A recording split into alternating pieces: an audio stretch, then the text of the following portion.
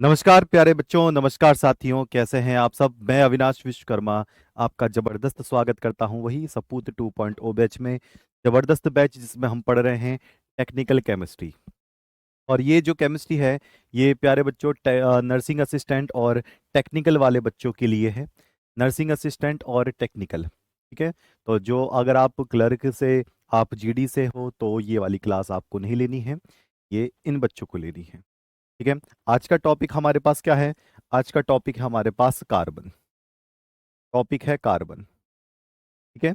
अच्छा, कार्बन से रिलेटेड अगर हम बात करेंगे, कल के हमने टॉपिक में एसिड बेस हमने कवर किया था, आज हम कार्बन कवर करेंगे। कार्बन टॉपिक इतना बड़ा है कि इसको हमें सिंपल सिंपल दो पार्ट में कवर करना पड़ेगा। उसमें फिर हम कार्बनिक यौगिक से संबंधित एक्स्ट्रा पॉइंट्स भी लेकर आएंगे, ठीक है। फिलहाल हम कार्बन से शुरू कर रहे हैं। चलिए, तो सभी साथियों को पहले तो जय हिंद और गुड इवनिंग, बहुत बहुत आपका स्वागत है। चलिए, तो कार्बन हम शुरू करते हैं। तो सबसे पहले हम कार्बन पे कुछ जनरल बात देखेंगे। जैसे कि स्टैटिक की बात करें तो कुछ स्टैटिक पॉइंट्स हम देखेंगे। फिर टैक अगर बात करेंगे तो टैक में जैसे कुछ ये इसका क्या फॉर्म हो सकता है, कितने अपरूप हो सकते हैं, सारी बात करेंगे। आइए, कार्बन, है ना। कार्बन अगर मैं बात करूं तो इसका संकेत होता है सी, परमाणु क्रमांक 6, परमाणु भार 12। लेकिन सिर्फ यही कार्बन नहीं होता है। एक कार्बन और दूसरा कार्बन, और भी कार्बन है, लेकिन ये सामान्य कार्बन है, जनरल कार्बन है। अगर आप कार्बन का नाम लेते हो तो ये कार्बन आपके सामने आएगा। एक कार्बन ये भी होता है 6C14, ये वाला कार्बन। अब आप कहोगे ये भी कार्बन है, हाँ जी ये भी कार्बन है। ये जनरल कार्बन है और ये रेडियो एक्टिव है। ये जनरल कार्बन है और ये क्या है? रेडियो एक्टिव है। रेडियो एक्टिव, ठीक। Radio active carbon. और इस कार्बन से क्या होता है? कार्बन डेटिंग होती है। इस कार्बन से कार्बन डेटिंग की जाती है। कार्बन डेटिंग की जाती है। कार्बन डेटिंग की जाती है। कार्बन डेटिंग का मतलब क्या होता है? कार्बन डेटिंग का मतलब होता है पुराने पुराने जीवाश्मों की आयु निकालने का। पुराने पुराने जीवाश्मों की आयु निकालने का। तो यहां तक की बात क्लियर है जी? यहां तक की बात बिल्कुल क्लियर है। अब बढ़ते हैं आगे की तरफ। अब नंबर एक पॉइंट को हम देखते हैं।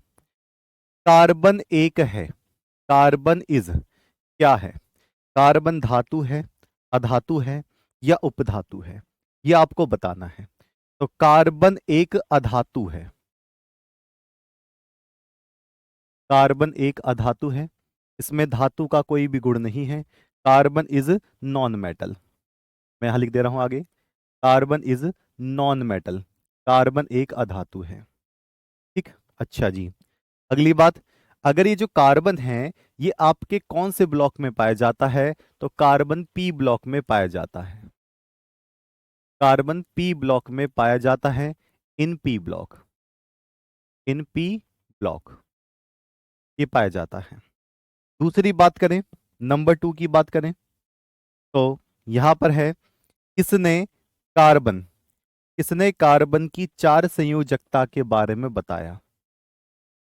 किसने? Who told about the four valency about the carbon? तो किसने बताया? तो वो साइंटिस्ट का नाम था कैकुले।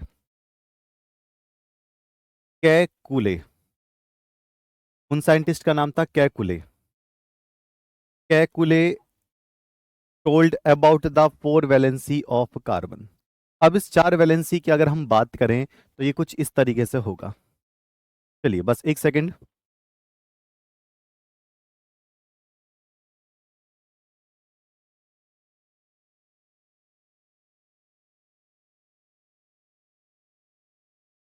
ओके, तो चार वैलेंसी की अगर हम बात करें तो ये क्या है चीज?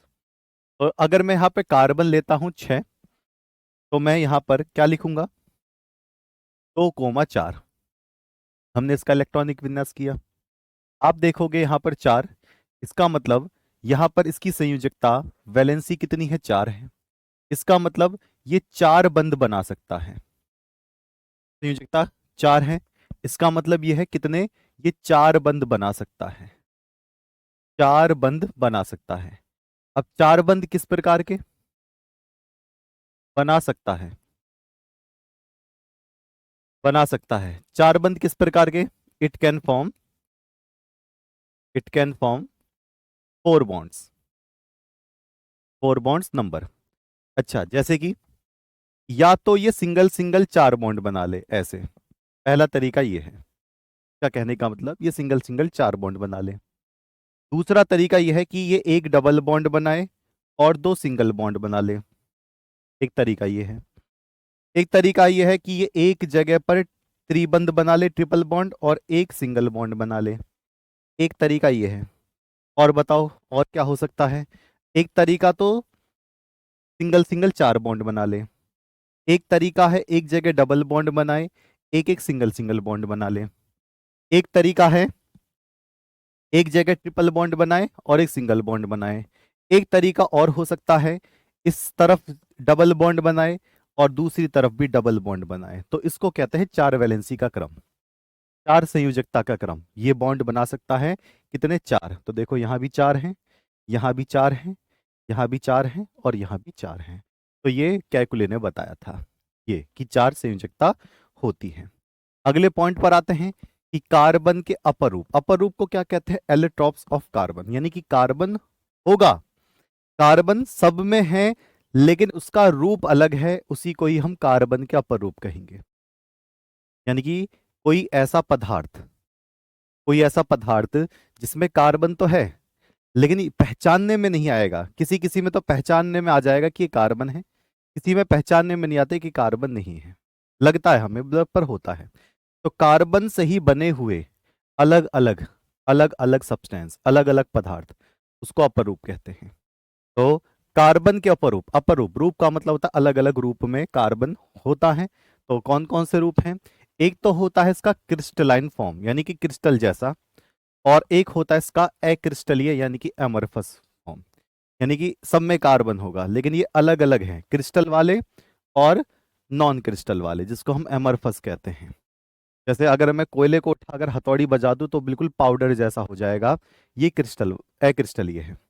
लेकिन आप देखोगे हीरा ग्रेफाइट, अगर मैं इसको हथौड़ी बजाऊं तो क्रिस्टल जैसे टूटते हैं, है ना, ग्रेफाइट के भी क्रिस्टल जैसे टूटते हैं, लेकिन और ज्यादा पीटोगे तो वो पाउडर बन जाएगा। ये थोड़ा सा आपको अलग सा लग रहा है लेकिन मैं सारी बात जानकारी दूंगा। अब देख लो, इसमें एक और लिखना चाहो लिख सकते हो, उसको कहते हैं फुलरीन, फुलरीन, फुलरीन्स कहते हैं इसको, पूरा नाम है बकमिंस्टर फुलरीन्स, फुलरीन्स, ये रहा। अच्छा, अब ये देखते हैं कि कितने कितने होते हैं।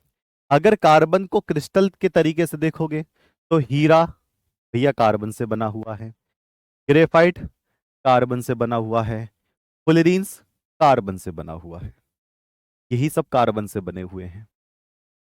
अगर इसकी तरफ देखोगे अक्रिस्टलीय एमरफस की तरफ देखोगे तो देखो कोक कार्बन से बना हुआ है, कोयला कार्बन से बना हुआ है, चारकोल कार्बन से बना हुआ है, चारकोल सुने हैं, है ना, कि वो उसमें क्या कहते हैं वो जो लगा लेते हैं चेहरे पर, चारकोल पाउडर, टूथ पेस्ट में भी चारकोल आ रहा है। और कोलतार, ये वही कोलतार है जो सड़कों पे डाला जाता है, डामर वगैरह जिसको कहते हैं। तो इसमें जो मेन है वो कौन सा मेन है, कोयला, है ना, ये अक्रिस्टल होते हैं, क्रिस्टल जैसे नहीं होते हैं। और इसमें कौन से मेन है, एक तो हीरा मेन है, डायमंड, और ग्रेफाइट मेन है। ये इन तीनों से भर भर के क्वेश्चन पूछे गए हैं, इन तीनों से भर भर के क्वेश्चन पूछे गए हैं। क्लियर है। अब हम एक एक करके कवर करके देखते हैं, एक एक कवर करके देखते हैं बढ़िया तरीके से। लो जी, सबसे पहले मैं किस पर आता हूँ, हीरे पर आता हूँ। सबसे पहले हीरा, अब इसको देखते ही आंखों में चमक आ जाती है, सबको लगता है कि सबसे महंगा हीरा होता है, सबसे महंगा हीरा नहीं है।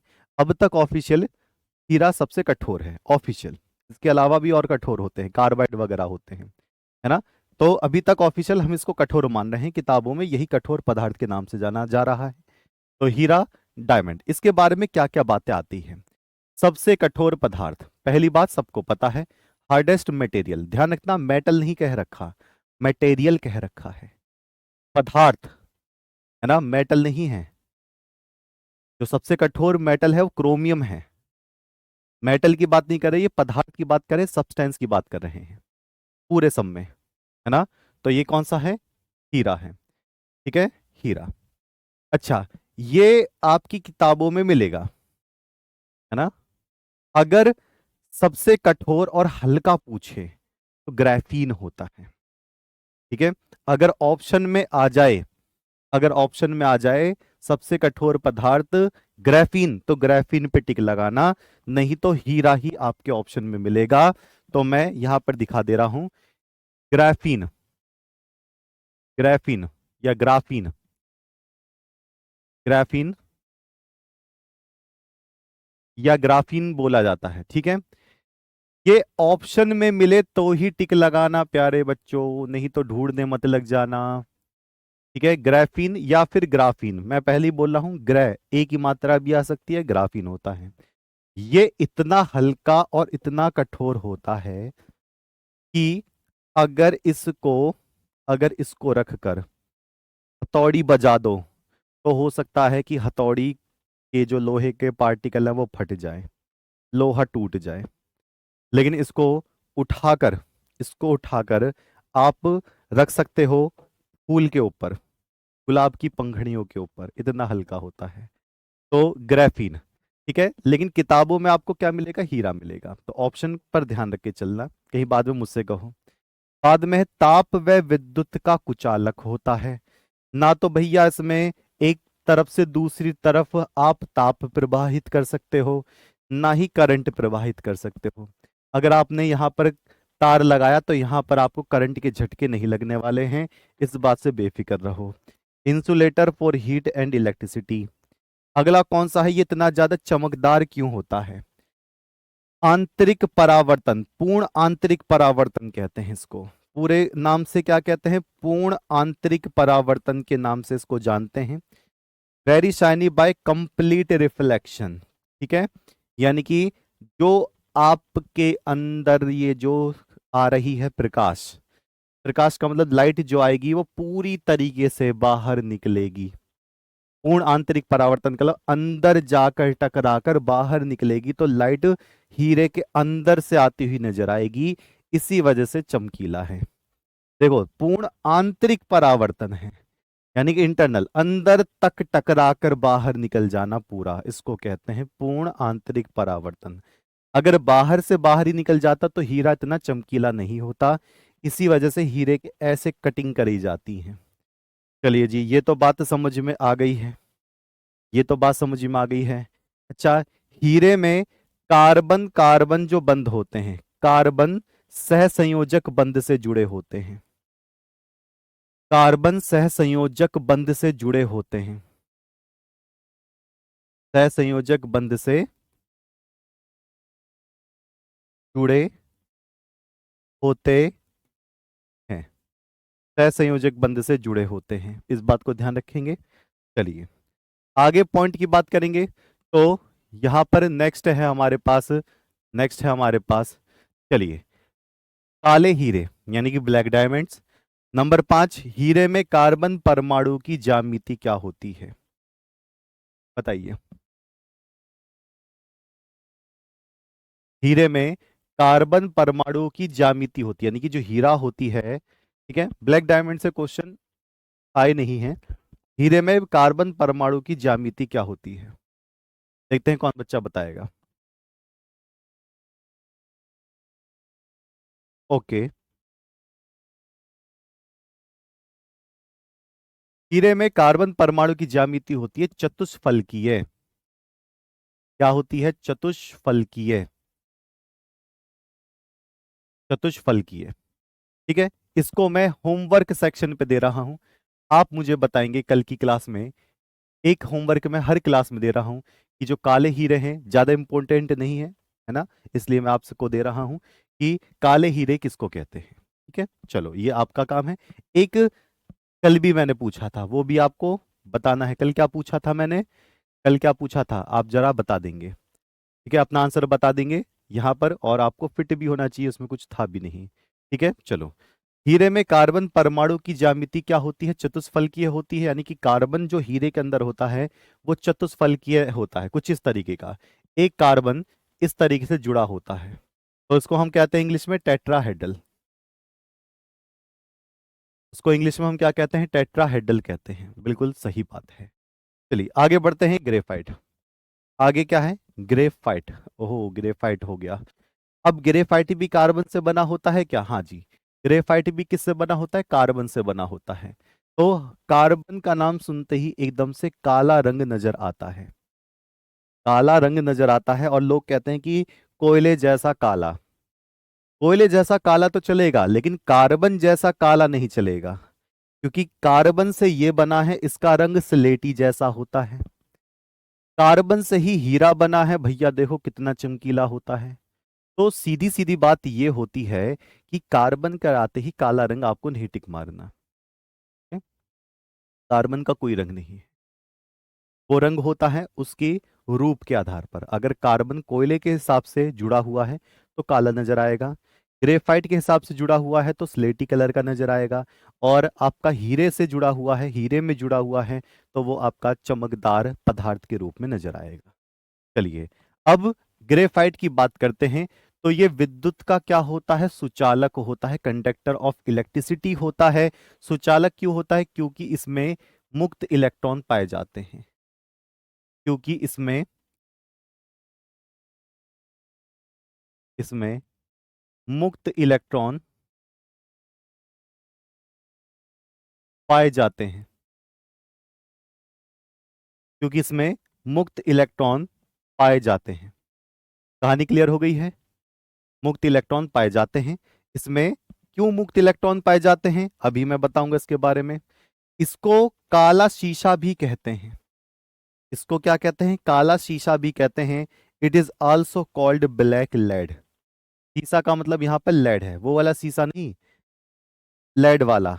It is also called black lead. अच्छा, शीशा लेड के नाम से भी इसको जान रहे हैं, काला शीशा, काला लेड। ध्यान से सुनना।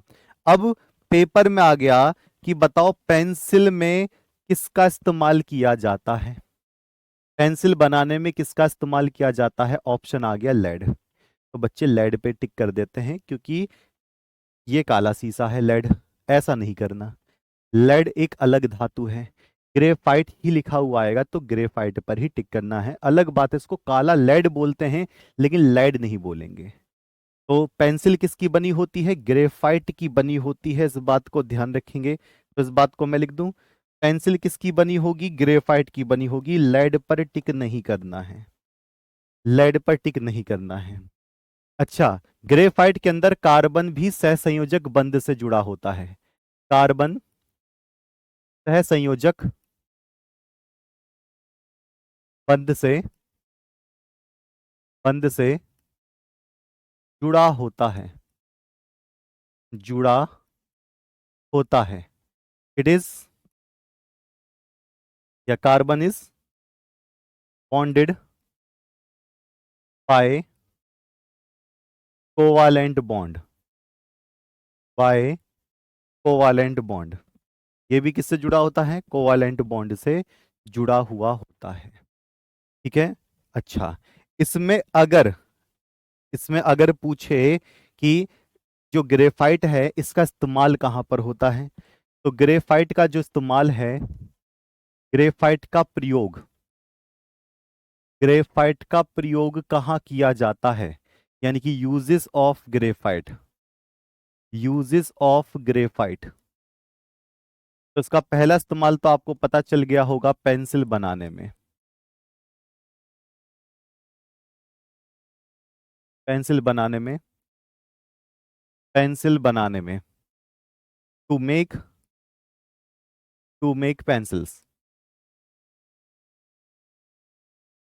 पेंसिल बनाने में, to make pencils. Number two, pencil बनाने में टू मेक पेंसिल्स। ठीक। अगला कौन सा है?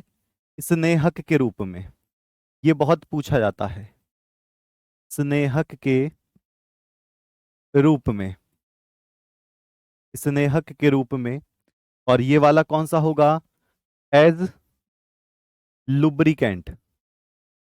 As lubricant. ठीक है। इंजन ऑयल सुना है? इंजन ऑयल को चिकना बनाने के लिए ग्रेफाइट को पीस कर मिला देते हैं, जिससे कि ये फिसलता बहुत है। अगर आप ग्रेफाइट को पीस कर ऐसे हाथ पे रगड़ के ऐसे करोगे ना, तो बहुत आराम से फिसल जाएगा। इसी वजह से ग्रेफाइट को पीस कर और इंजन ऑयल में मिला देते हैं, जिससे इंजन ऑयल बहुत तेजी से फिसलता है। इसी वजह से इसको स्नेहक कहते हैं, लुब्रिकेंट कहते हैं, फिसलने वाला। अच्छा जी। और कहाँ पे इसका इस्तेमाल होता है? तो ग्रेफाइट का इस्तेमाल मंदक के रूप में किया जाता है एनटीपीसी में। तो एनटीपीसी में यानी कि नाभिकीय रिएक्टर में, नाभिकीय रिएक्टर में मंदक के रूप में, मंदक के रूप में, मंदक के रूप में, यानी कि एज मॉडरेटर,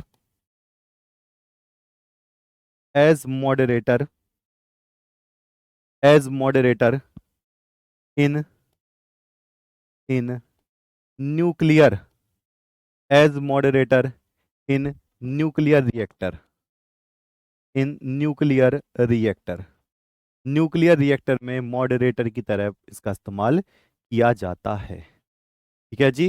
यह है ग्रेफाइट। अब बात करते हैं हम किस पर? अपने इस वाले पॉइंट पर, जो कि क्या है? कोयला। जो कि क्या है? कोयला। कोयले के ऊपर हम बात करेंगे। कोयले के ऊपर, कोयले के ऊपर कैसे क्वेश्चन आ सकते हैं? लो जी। सबसे पहले हम कोयले की बात करेंगे, तो ये भी कार्बन से बना हुआ है। कोयला को हम क्या कहते हैं? कोल कहते हैं। कोयला को हम कोल कहते हैं। ठीक। चलिए, अगर मैं कोयले की बात करूं तो ये मुख्य रूप से कार्बन की मात्रा के आधार पर 4 प्रकार का होगा। कार्बन की मात्रा के आधार पर ये कितने? 4 प्रकार का होगा। मैं लिख दे रहा हूं। कार्बन की मात्रा के आधार पर, कार्बन की मात्रा के आधार पर कितने? 4 प्रकार का होगा। On the basis of the quantity of carbon, on the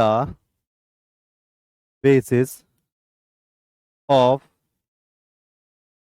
quantity of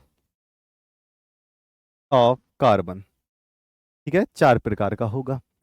कौन कौन सा होगा आपको पता है मेरे ख्याल से। एक तो है नाम एंथ्रासाइट, एंथ्रासाइट। एक नाम है एंथ्रासाइट। ये कार्बन के आधार पर सबसे बेस्ट क्वालिटी का कोयला होता है, एंथ्रासाइट। एंथ्रासाइट। ठीक है, एंथ्रासाइट।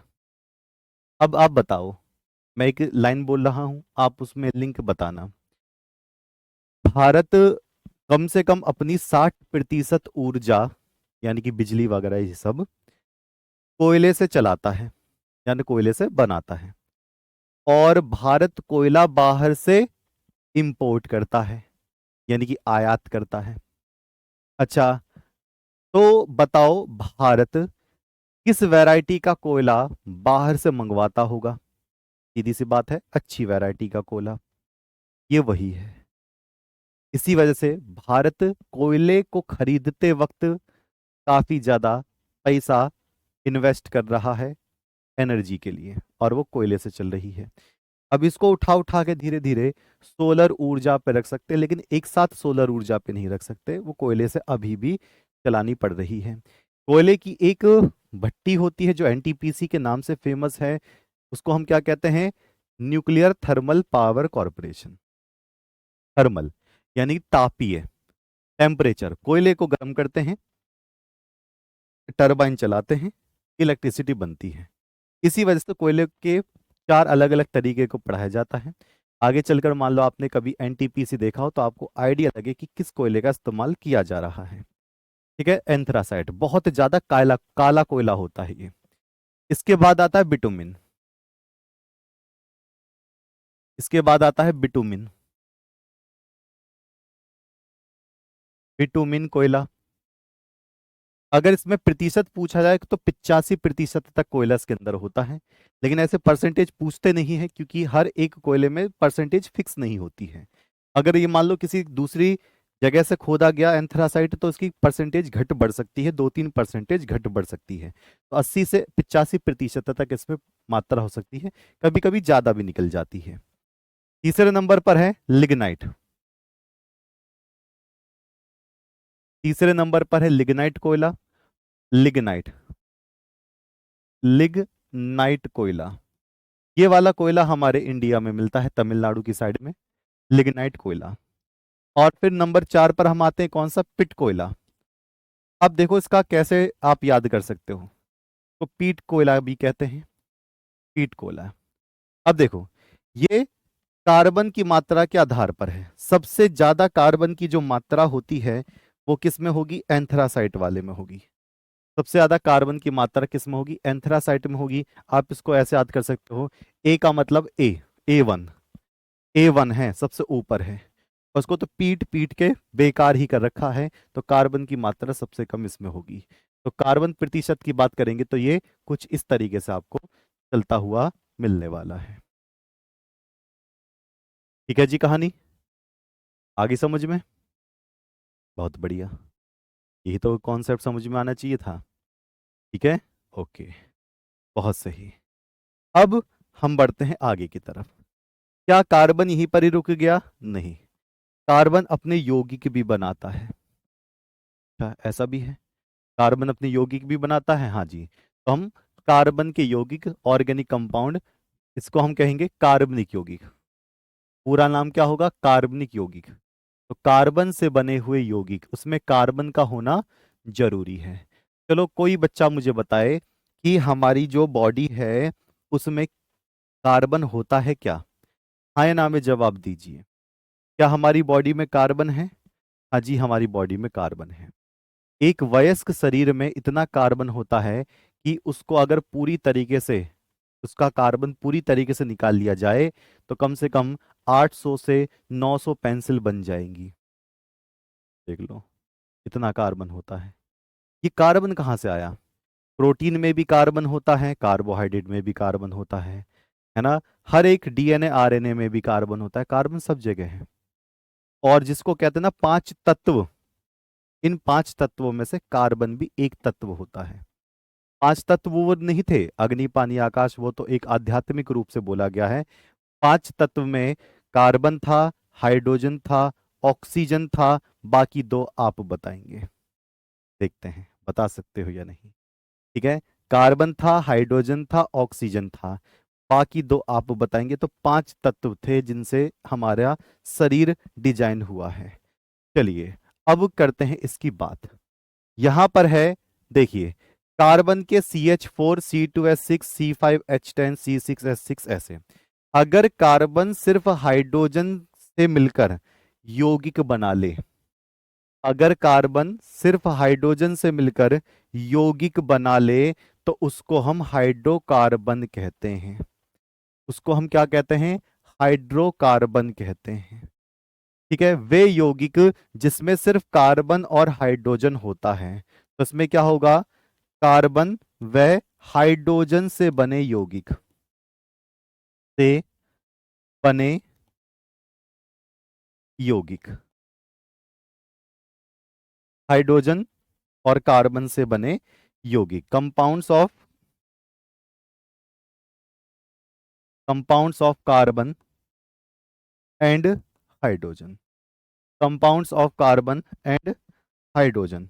चलिए अगला, अगर इस कोई ऐसे यौगिक हैं आपके पास, अगर कोई ऐसे यौगिक हैं आपके पास जिसमें कार्बन, हाइड्रोजन और कोई अन्य तत्व, यानी कि दूसरे एलिमेंट आपको नजर आए, तो उसको अन्य कार्बनिक यौगिक का नाम दे सकते हैं, उसको हाइड्रोकार्बन नहीं कहा जाएगा।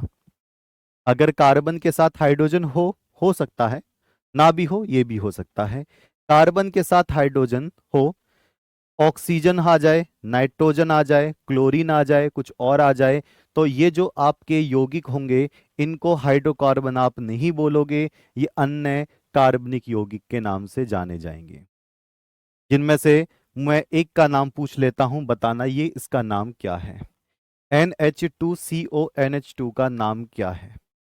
ठीक है, फिर मैं कार्बन वाले इसके यौगिकों के नाम बताऊंगा आपके सेकंड पार्ट में, फिर हम आगे का काम पूरा कंप्लीट करेंगे। बताइए जी, क्या हो सकता है? क्या हो सकता है? तो ये है यूरिया, ये है आपका यूरिया। NH2CONH2 क्या होता है? यूरिया होता है। लो जी, कहानी समझ में आई है? तो आप ऐसे देखिए, इनमें सिर्फ कार्बन और हाइड्रोजन है, इसमें कार्बन, हाइड्रोजन और ऑक्सीजन, नाइट्रोजन, क्लोरीन कुछ भी इसमें नजर आपको आ सकता है। यानी कि कार्बन माहिर है इन सारी चीजों को बनाने के लिए, बहुत ज्यादा। कहानी क्लियर है? अच्छा, एक बात मैं आपको पहले पॉइंट कर दूं, संयोजकता वाली जो बात चल रही थी, ये जो क्रम होता है ना, ये कार्बन को ज्यादा से ज्यादा बड़ी चेन बनाने के लिए प्रेरित करता है, जिसको हम क्या कहते हैं? श्रृंखलन प्रवृत्ति। तो इसके कारण इसके कारण